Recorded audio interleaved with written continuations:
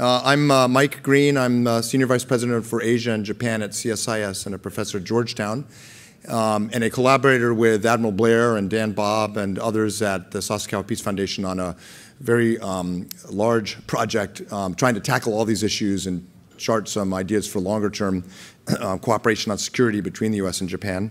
And it's my pleasure to moderate the next session with two good friends whom I will introduce and call up here to make opening remarks.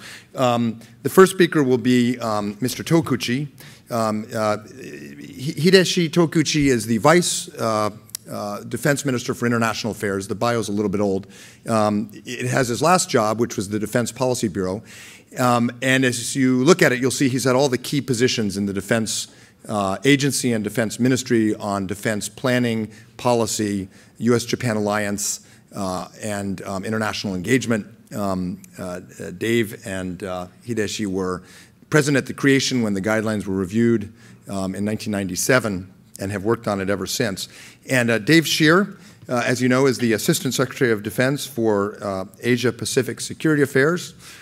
He previously was our distinguished and effective, very effective ambassador in Vietnam and has had a career in the Foreign Service covering all the key security and political military issues in Asia, the U.S.-Japan alliance, of course, Korean Peninsula, China. He's my senpai from SAIS and also my senpai teaching at Georgetown. Dave and his wife, as you'll see in the bio, have a Shodan, a first-degree black belt in Kendo. Dave doesn't know this, perhaps. I have a first-degree black belt in Iaido. The difference between Kendo and Iaido is a bamboo sword, and Iaido is a real sword. So had I had I known that, I would have invited Dave to spar for everyone today with me, but just realized that. So let me ask Tokuchi-san first to open up with his views on what we've accomplished with the new defense guidelines.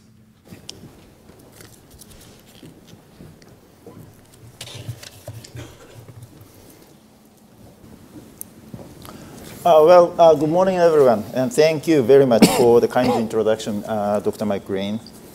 First of all, I would like to express my sincere gratitude to Admiral Blair and Sasakawa Peace Foundation for providing me with this wonderful opportunity to discuss the new defense cooperation guidelines with my old friends, Mike and Dave, here as a part of this important and extremely timely conference.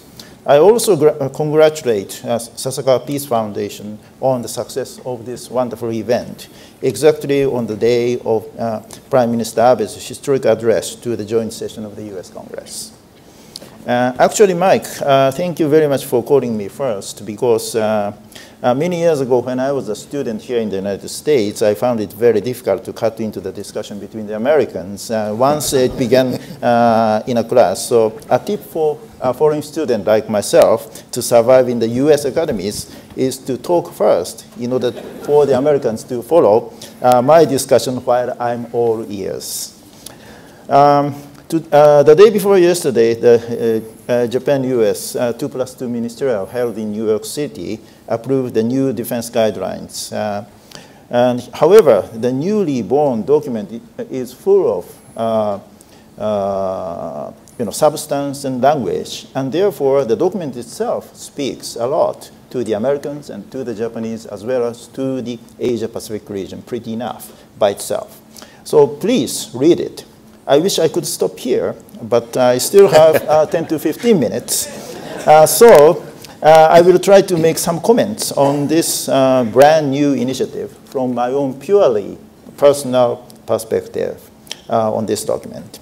And actually, this is the third bilateral policy document of the same name. And it has a 40-year history because this historic endeavor to define roles and missions of the two countries began with the Japan-US summit meeting in 1975 between President Ford and Prime Minister Miki. And therefore, first of all, I would like to discuss the roles which the guidelines have played in the security of Japan and in international security, looking back at the history of the guidelines. And then I would like to touch upon the focus of the new guidelines. And then third and finally, I will discuss some key points looking ahead. First, roles of the guidelines. There are 3 points here. Originally, the idea of such bilateral guidelines was generated in order to define bilateral military roles and missions to establish a division of labor in time of an armed attack against Japan.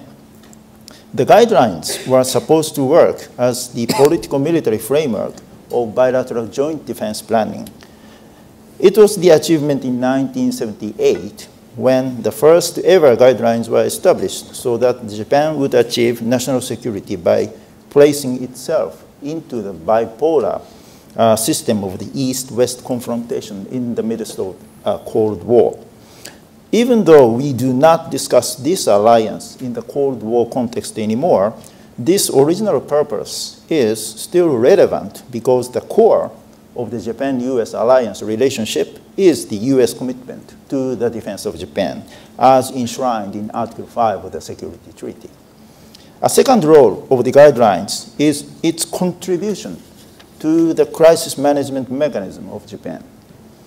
Just think about the contribution of the bilateral coordination mechanism established by the guideline of 1997 to the whole-of-government approach to national security of Japan, or just recall a series of Japanese legislation to deal with contingencies at the turn of the century. This role is also relevant, or even more relevant, to the most recent revision, because the revision of this time is the result of deep discussions between the two countries taking fully into account the progress of Japan's national security legislative process. There is one more role of the guidelines. The guidelines document, or even the revision process itself, worked as an important instrument of strategic communications and assurance, particularly in relation with the Asia-Pacific region, including Japan's immediate neighbors. The 1997 version of the guidelines was to present the ways how both countries should capitalize on the alliance relationship for the security of Japan and for the Asia-Pacific region in the post-Cold War context. With this an instrument, the two countries conveyed joint message for assurance to the entire Asia-Pacific region with much transparency. Likewise, the newest guidelines will mean a lot to the region, and the guidelines will contribute to deepening further regional understanding of the new shape of the bilateral alliance relationship. This leads to my second point, namely the new shape of alliance cooperation, or the focus of the new guidelines. Bilateral security and defense cooperation emphasizes the following 5 points. First, seamless, robust, flexible, and effective response. Second, synergy across the two governments' national security policies. Third, a whole-of-government approach. Fourth, cooperation with regional and other partners, as well as international organizations. And fifth, and finally, the global nature of the Japan-US alliance. Here, I would like to focus on 5 words: seamless, effective, whole-of-government, partners, and global. Number 1, seamless. This time, the guidelines emphasize this point in many ways. For just one example, we need to comprise all imaginable phases of cooperation, from peacetime to gray zone to all-out military contingencies. The guidelines emphasize the importance of cooperation from peacetime, and this will be made possible particularly with the new alliance coordination mechanism. Number 2, effective. For example, contemporary threats may develop with enormous speed. Incidents may escalate so easily. It means timely response by quick coordination and equally quick decision-making is critical. This is the point expected to the new alliance coordination mechanism as well. For another example, the two governments have identified some important areas as a foundation of security and defense cooperation. beyond cooperation in bilateral operations in order to improve the effectiveness of the alliance cooperation. First, equipment and technology cooperation. Second, intelligence cooperation and information security. Third, educational and research exchanges. Now, number 3, whole of government. Security and defense cooperation cannot be conducted by the military establishments alone.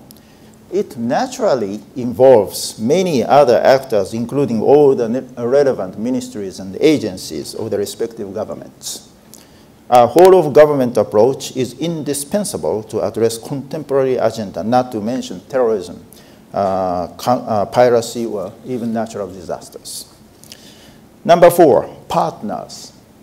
In this globalized world, networking of like-minded countries is always important, and Japan-US bilateral relationship must be appropriately placed in this multilateral networking.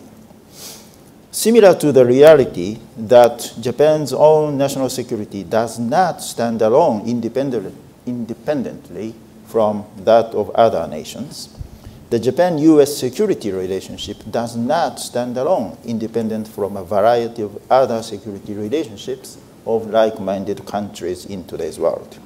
Thus, it is very, very natural in the context of Japan-US bilateral cooperation to work together for promoting deeper security cooperation with other regional partners to advance common objectives and goals.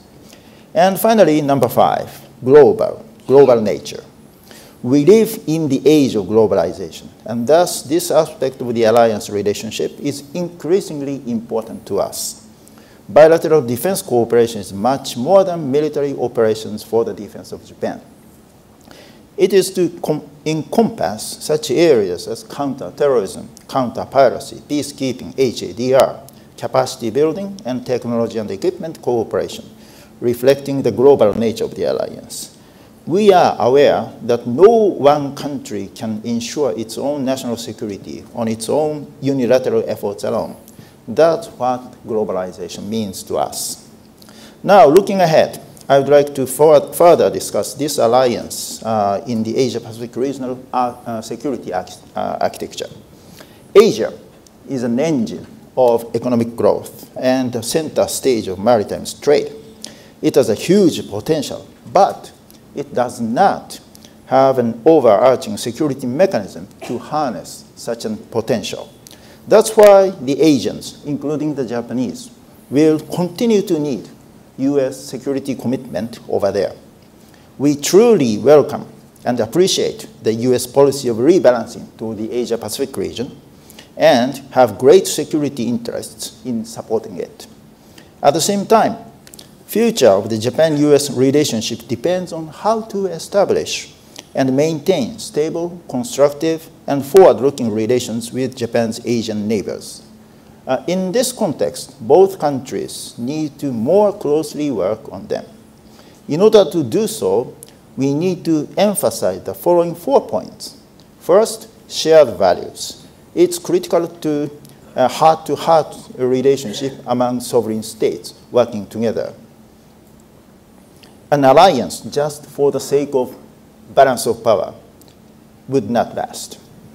Second, upholding established rules of international law, not only in South China Sea or East China Sea or Eastern Europe, but also in every corner of the world. Third, advancement of transparency in the Asia-Pacific. The US and Japan have shown a good track record of transparency this time as well in the process of the review of the guidelines. Fourth, and finally, promotion of regional dialogue. We are always, the Japanese and the Americans are always open to dialogue with regional neighbors. All these are indispensable foundations for the rules-based international order and for the security of democracies. We are very lucky to witness the progress of the alliance relationship in this very special year, 2015, which marks the 70th anniversary of the end of the Cold World War II.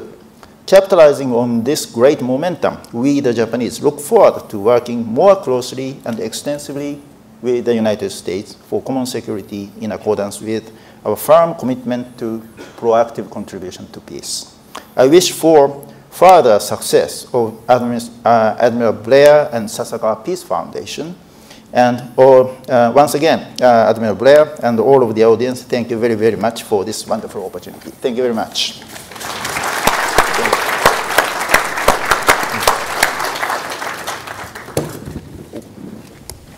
That's great. Can you hear me?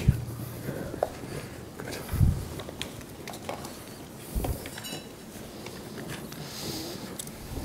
Thank you very much, Mike, for that great introduction, and thank you, Tokuchi-san, for your friendship of over 20 years. Before I start, I'd like to make sure that everybody understands that a first-degree rank in Kendo is the lowest rank, not the highest rank. I don't know what it is in Iaido, Mike, but it's the lowest. It's okay, I will meet you on the field of honor then, anytime.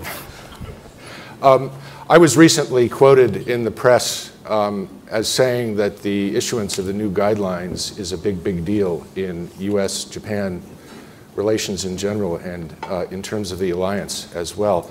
And I'd like to share with you a few thoughts on why I think the issuance of the new guidelines is a big, big deal. First of all, we've decided that we're not calling these the revised guidelines anymore, but we're calling them the new guidelines because they are sufficiently different from the 1997 guidelines to merit the title new, I think. The use of something new in U.S.-Japan relations. And the issuance of these guidelines is a big, big deal because it reflects our interest as allies in greatly strengthening our bilateral coordination. It reflects our interest it reflects Japan's new willingness to defend the U.S. territory and U.S. military assets in situations in which Japan might not be under attack. And it reflects our interest not only in increased cooperation regionally and globally as allies, but it reflects our interest in cooperating across new domains like space and cyber. So I think the issuance of these new guidelines reflects a fundamental or a foundational change in the way the United States and Japan operate together as allies and partners. I know that throughout my career as a political military officer in the State Department and now at the Department of Defense, one of my main goals has been to help Japan and the United States militaries increase their ability to plan, train, and operate together across a wide variety of situations. And I think the issuance of these guidelines represents a new stage in the development of our ability to plan, train, and operate together. First, I'd like to talk about how we are improving. I'd like to single out a few or highlight a few areas of the guidelines that I think are worth your attention. And the first of those is how we are working together to improve our coordination. And that will be through something called the Alliance Coordination Mechanism. Under the new guidelines, the two countries are establishing a standing whole-of-government mechanism for alliance coordination. This is separate from our alliance management structure and replaces the bilateral coordination mechanism from the 1997 guidelines. The alliance coordination mechanism will be standing. It will always be on, in contrast to the bilateral coordination mechanism under the 97 guidelines, which was to have been called in the event of crisis, but which in fact was never called. So we'll be able to coordinate as governments, not just as militaries, but as governments together on a regular basis under the new guidelines. And I think we learned during the response to the Fukushima earthquake that it is fundamentally important for us to work together in a whole-of-government fashion, as Mr. Tokuchi mentioned during his remarks. And the alliance coordination mechanism gives us the institutional basis on which to draw from all governments, departments, and agencies in the event of a crisis. So the alliance coordination mechanism will mark a big improvement in the way we coordinate. And to give you a little better grasp of how this contrasts, for example, with how we operate in the ROK. In the ROK, in the event of war, we will convene the Combined Forces Command, which is a combined US and Korean command. We will meld our senior officers together in a single command. That is not the case with the alliance coordination mechanism with Japan. We will maintain separate chains of command in the event of crisis or war, as we do in peacetime, but they will be much better coordinated in the future. And throughout the rest of 2015, our two governments will work to stand up the alliance coordination mechanism and get it running as smoothly and expeditiously as possible. This is a key element of the implementation of the guidelines, and it's an element on which Secretary Carter and Defense Minister Nakatani focused their attention when they met in the Pentagon yesterday afternoon, because from now on, the implementation of guidelines will form a very important part of the US-Japan alliance agenda. The second area that I mentioned at the opening of remarks was collective self-defense. Japan's new willingness to defend US territory, US assets in the event of a potential crisis, but in a situation in which Japan may not be under attack. For the first time in our alliance's history, the new guidelines lay out roles and responsibilities for Japanese actions in response to an armed attack on a country other than Japan. This could mean the US, or it could mean another country with which the US and Japan share a close relationship. While our actions in this type of scenario will be coordinated through the new ACM, we lay out in the guidelines some examples of cooperative operations in this type of situation. The section in the guidelines that does this is the fourth section. It was one of the last to be added to the guidelines in our negotiations with the Japanese side, and obviously it is heavily informed by the consultations in Tokyo on Japan's new security legislation. This section really marks a significant evolution in the US-Japan alliance, because for the first time Japan will be able to come to the defense of the US. This is a groundbreaking change, and one which we are very proud of. It is extremely poignant as well, coming 70 years after the end of World War II, as it shows just how close our alliance has become in such a very short amount of time. And I want to emphasize that we worked with the ROK during the course of the negotiation of the guidelines to ensure that we incorporated their concerns into the text, and those concerns included their interest in ensuring that what we do under the guidelines is consistent with the Japanese Constitution, that it's consistent with international law, and that we continue as ever to show respect for the sovereignty and territorial integrity of other countries in the region. So collective self-defense is a second way in which these guidelines differ profoundly from the 97 guidelines. They also differ profoundly from the 97 guidelines in opening up new avenues for regional and global cooperation. This is done in part by the elimination of the restriction in the 97 guidelines relating to situations and areas in the vicinity of Japan. So we will be working I expect that under the new guidelines we'll be working much more closely with Japan, not only with reference to the direct security of Japanese territory, which is always the main focus of our efforts in the alliance, but also in the region and globally as well. And the section in the guidelines, I believe, is the fifth section. And this section describes how our alliance will play a larger role in the peace and security of East Asia and beyond. Since 1997, Japan has become a more active participant in international relations. Its capabilities have increased, and its willingness to share some of the more of the responsibilities in regional peace and security has also increased.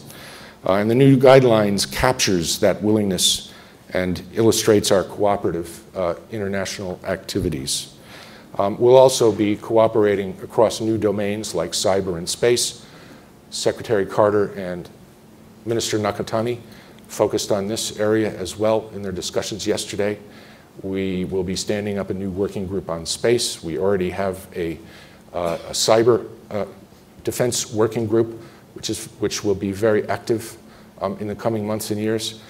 So we will have Mr. Tokuchi and I, Vice Minister Tokuchi and I, will have our work cut out for us as we move forward to implement this great new addition, this great new strengthening of the U.S.-Japan alliance. I think I'll stop there.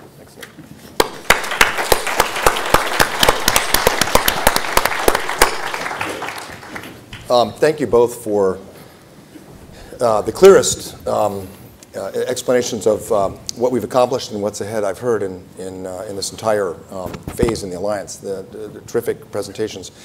The comments on the bilateral coordination mechanism and collective self-defense and the broadening of functional areas and domains within which we'll cooperate is really compelling. And in strategy, jointness equals capability, equals deterrence. And although we're not joint and combined like the U.S.-Korea alliance or NATO, as Dave pointed out, we're virtually now going to be joint and combined in ways that respect the command chains each government has, but there will be a very powerful signal to the region. So it's important in the history of the U.S.-Japan alliance, and it's an important contribution to the region.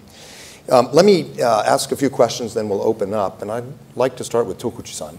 So Tokuchi-san, you were Director General of the Policy Bureau, you were Director General of the Operations Bureau, and now Vice Minister for International Affairs. You've been involved in requirements, planning, operations, sensitive discussions with neighboring countries.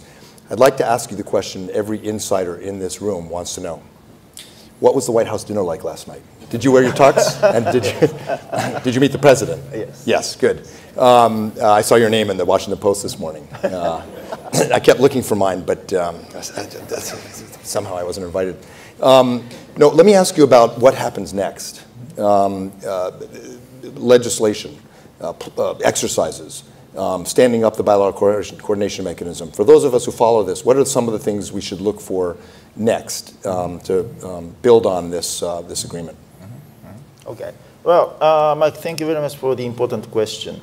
The guidelines document itself talks about a lot of things about the security and defense cooperation between the two countries. However, the most important thing in front of us is, as Dave mentioned, as you mentioned, implementation.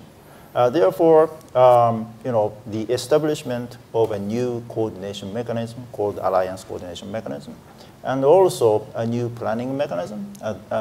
They are very important for further implementing the substance of the guidelines. And at the same time, as you, Mike, correctly mentioned, exercise and a lot of things are important, including the foundation for the cooperation in operations, like equipment and technology cooperation, information security and inter-cooperation, and research and education exchange, or defense intellectual cooperation, those kind of things.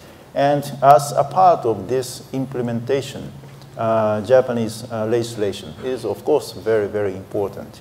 As all of you know very well, the Japanese government established a new interpretation of the Japanese Constitution in terms of use of force on July 1st last year. And very recently, and actually at the end of last month, the two ruling parties, LDP and Komeito, made a broad agreement on the general orientation of the legislation. And the administration side is working on the actual bills and sooner or later, the administration will submit necessary bills to the National Diet for deliberation. So we are working on it right now. And in order to implement the guidelines for the future robust alliance relationship, we will make further strong and stronger effort to do that. It seems as if the situation politically in Tokyo is very stable and promising for this legislation because of the solidarity that's evident in the coalition and the Prime Minister's support rate, which is over 50%. The polling on this is all over the place in Japan, depending on how the question's asked. So it will be interesting and important. We'll have on Friday, for those who are interested, at CSIS, a group of 4 of the leading parliamentarians who will be moving this legislation through on both the opposition and LDP side. But my sense is people are optimistic on the whole that this is not going to be a difficult, not easy, but not an insurmountable or overly difficult process. With respect to collective self-defense, the July 1st interpretation opened up this as a possibility, of course, for the US, but also for Australia or third countries. And then the defense guidelines talk about networking the alliance. Should we expect trilateral or quadrilateral cooperation now? Or is Japan also going to use this new interpretation to deepen bilateral security ties with countries like Australia or perhaps India or Korea? Okay. Well, even apart from the new interpretation of the Constitution in terms of use of force, our cooperative defense and security relationship with other regional partners is always important and increasingly important. Especially Australia is important, and also South Korea is important, and ASEAN countries are all important. Just think about, equipment and technology cooperation or security assistance. They need Japanese, cooperation with them. So,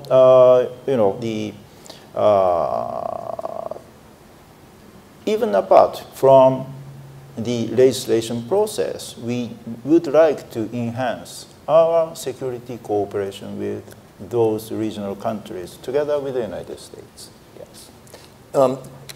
Dave, this was an interesting 2+2 because it focused overwhelmingly on defense policy, operations, planning, defense diplomacy.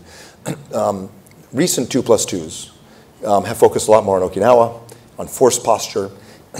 Could you bring us up to date a bit on the plans that really go back to the Clinton administration in many ways to change the laydown for Marines in Okinawa, temporary replacement? The governor of Okinawa, the new governor, has been vocal in opposition. Where are we on that? And does this defense guidelines, the new defense guidelines, do they have some bearing on it? The issue of U.S. force realignment in Japan was a major agenda item on this year's 2+2, as well as the guidelines. And I think that's reflected in the joint statement we released at the close of the 2+2. Of course, the U.S. and Japanese sides expressed continued interest in working together to mitigate the effects of U.S. military operations on local communities. This issue is a central area in the alliance. It's an issue that, as we continue to improve our work together, our cooperation together as allies, it's an area that we hope will also deepen. In this context, of course, we focused on Okinawa and our presence and operations in Okinawa. The Japanese side reiterated Prime Minister Abe's commitment to completing the Futenma replacement facility at Camp Schwab in Henoko, and we welcomed that heartily, and we expressed our interest in and our eagerness to continue working together with the Japanese government to implement not only the move of the Futenma facility to Henoko, but our overall interest in reducing the number of Marines on Okinawa as facilities come up, as facilities are completed on the island of Guam. That's going to take a couple of years, but the money is already flowing. The facilities are being built, and ultimately we expect that this effort to realign our Marine forces in Okinawa will result in the move of about 8,000 Marines from Okinawa, and about 5,000 of which will go to Guam. So this is also a very important piece of the realignment agenda item in the alliance. And of course, it's also a very good news story. So your last, do you want to comment on that, please? Can I follow up? Yes. Japan-U.S. alliance relationship, especially defense cooperation, is based on the two principles. First is enhancement of deterrence and the capabilities of the alliance. The second one is, as Dave, you correctly mentioned, the reduction of or mitigation of impacts of U.S. force presence on the soil of Japan on the local communities. As far as the deterrence side is concerned, we achieved the new guidelines, and by implementing the guidelines, we will be able to achieve the more robust alliance relationship, leading to the more stronger deterrence. And in order to make the deterrence a stable one, we have to work much harder to work on the mitigation of the impact on local communities. And that's why we need to work together with the United States, especially in terms of U.S. bases in Okinawa. And the Japanese government is fully committed and remain committed to the Futenma replacement facility in Camp Shura. Thank you. So, Dave, your last post was in Hanoi, one of the best jobs in the Foreign Service. I was in Hanoi in 2005 from the NSC advancing a summit meeting, and it was during the Asia finals for the World Cup, and Japan was playing against China. And in the pho, in the noodle shops, all the Vietnamese were cheering for Japan.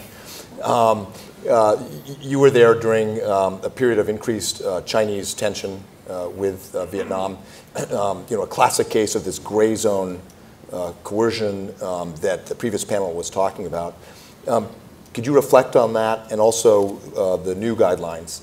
And tell us something about how you think the U.S.-Japan alliance is a factor in a case of gray zone coercion like Vietnam, which is not a treaty ally for either of us, and yet the security of that region is critical to us. Thanks, Mike.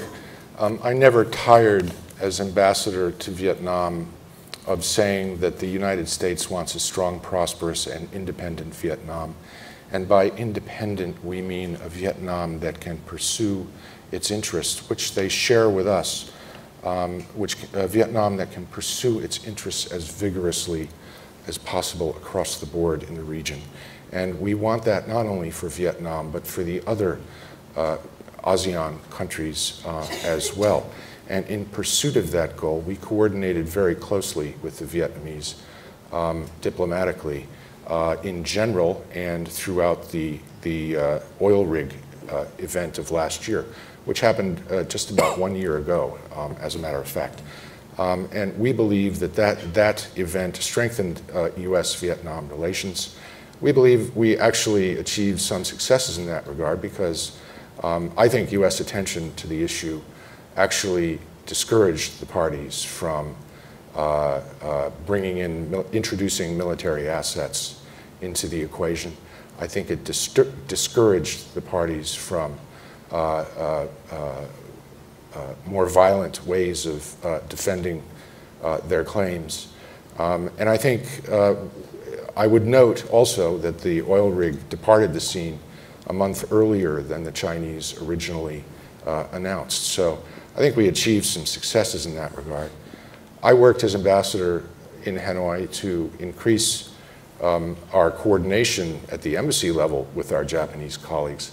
And I think that resulted in a strengthening of both of our efforts to strengthen Vietnam's maritime domain awareness.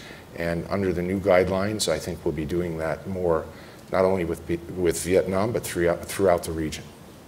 Excellent. Let's turn to the audience. Please, it's a little hard to see, but please identify yourself. Keep the question brief.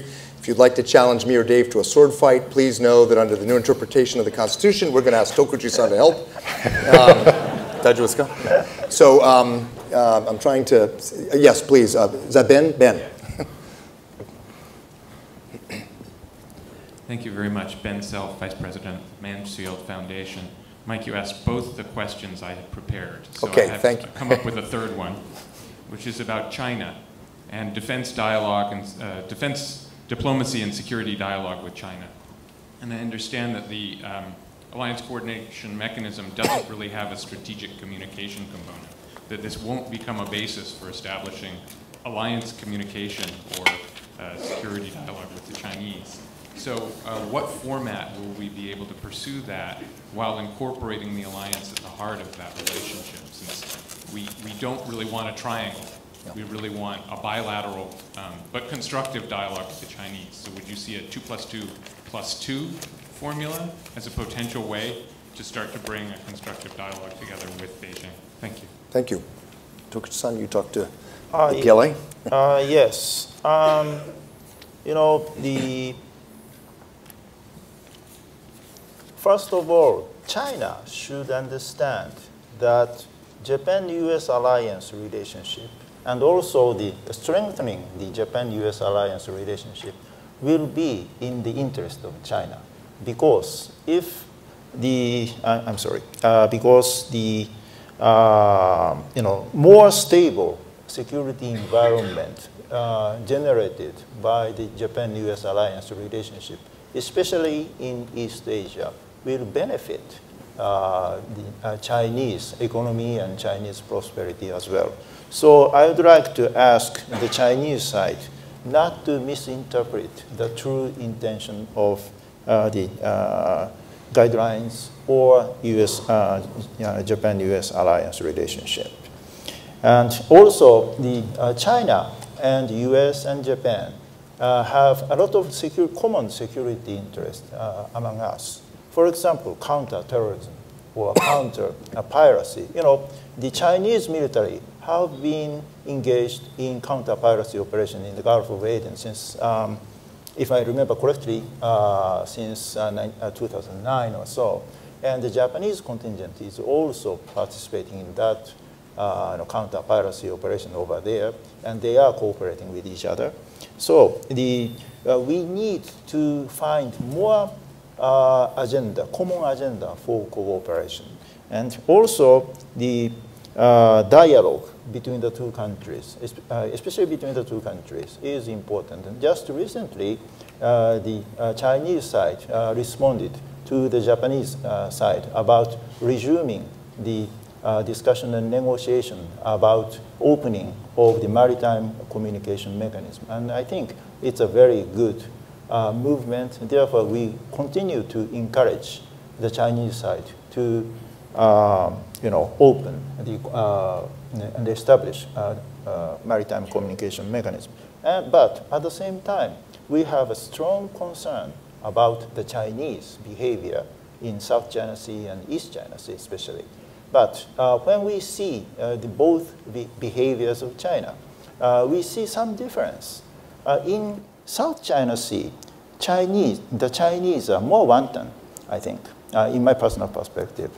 There may be two or three reasons, and especially because of the strong alliance relationship between Japan and the United States, and because of the robust military, U.S. military presence in Northeast Asia, and also because of our defense capability and also Coast Guard capability. That difference was created.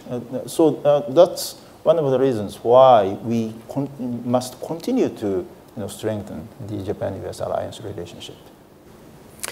I think the most important thing that Japan and the U.S. can do vis-a-vis China in the short to medium term is for us to improve our bilateral cooperation with China and engagement with the Chinese military.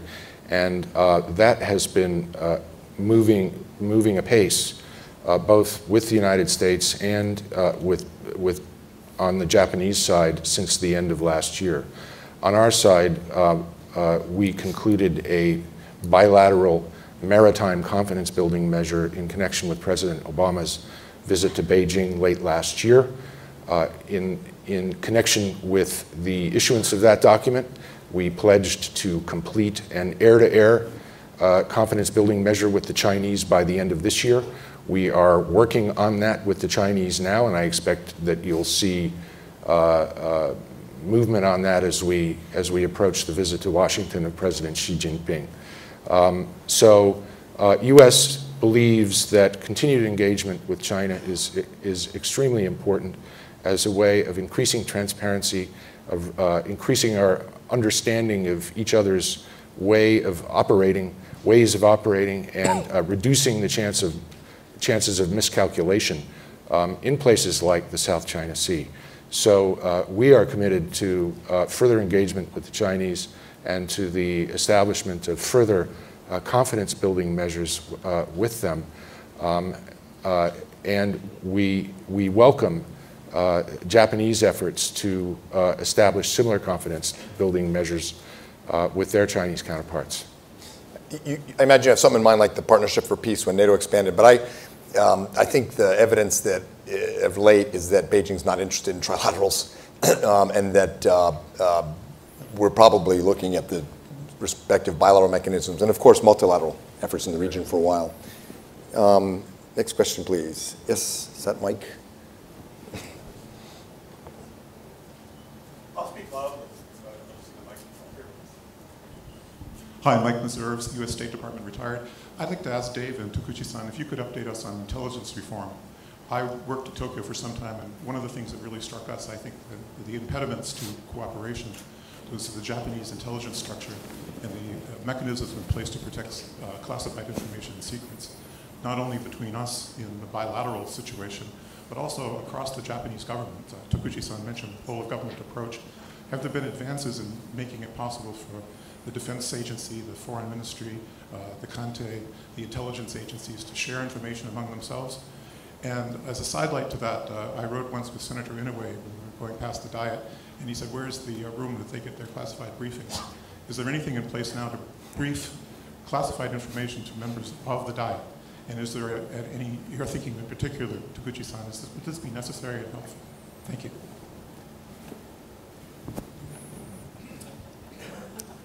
So, you know, as part of this overall reform, yes. Of course, there's the new information secrecy law and so forth, but what are the mechanisms that will be put in place to protect information as we have more interoperability and all of government approaches?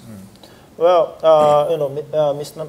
Mezov, a long time no see, actually. You know, it's very nice to see you and talk with you, as always. And thank you very much for the very important question. As clearly written in the final part of the new guidelines, information security is one of the keys to enhance the bilateral defense cooperation. Without, you know, protection of classified and sensitive information, we can't cooperate, especially in military terms. Therefore, the new Japanese new legislation about the protection of classified information is very, very important, even when we think about further cooperation with the United States in military terms. Therefore, the Japanese government already began to implement the newly created legislation about protection of classified information.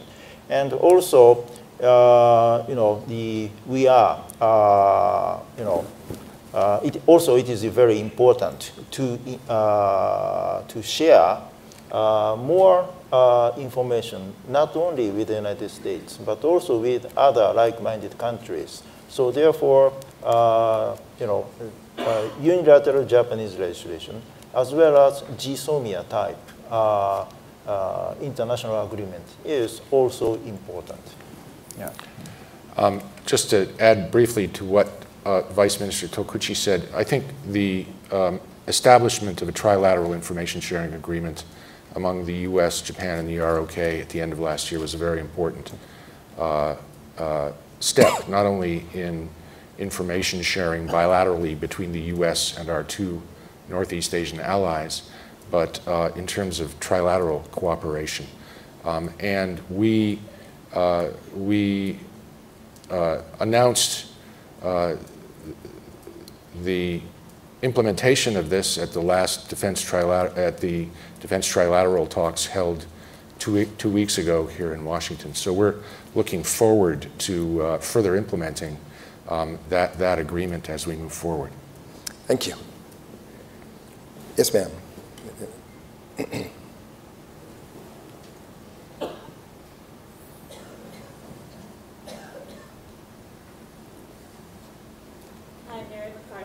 University.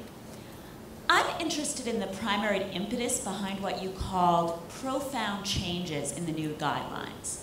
Does this reflect changes in the international context, in domestic politics in Japan, or other factors? Can I take that? Sure.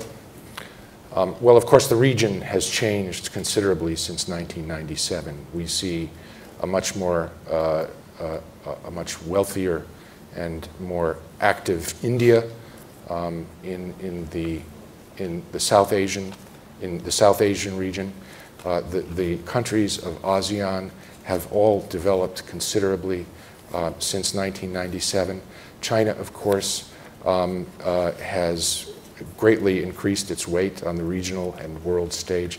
So the region has certainly changed considerably since the last time we revised the guidelines. But Japan and the United States have changed also.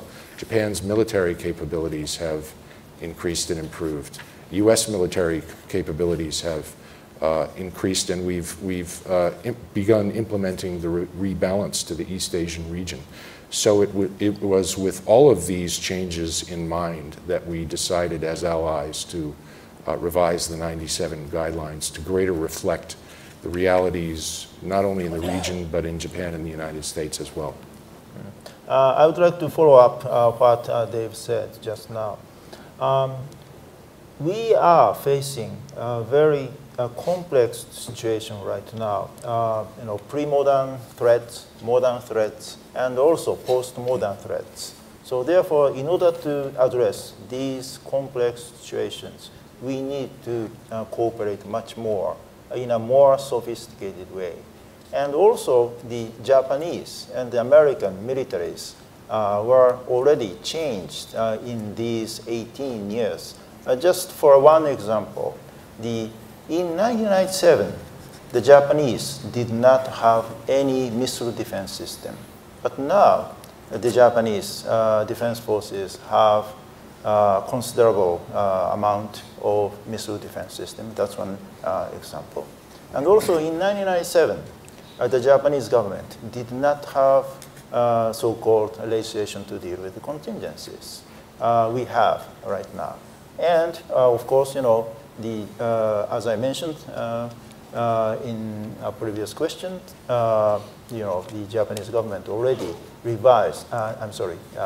a new interpretation of the Japanese Constitution. So a lot of change in these 18 years. Therefore, we have to reflect these changes into the new roles and missions between the two countries. The collective self-defense issue has been raised by American governments since 1951. And the actual defense guidelines revision or proposal of new guidelines came from the previous DPJ government, came from Defense Minister Morimoto. So it's a big deal, as Dave says, but it's not something that suddenly people thought of a couple weeks ago. This has been building for some time. I think we have time and permission. No, we don't. All right. This was an enlightening and really well put together set of presentations. So join me in thanking David Scheer and Vice Minister Tokuchi.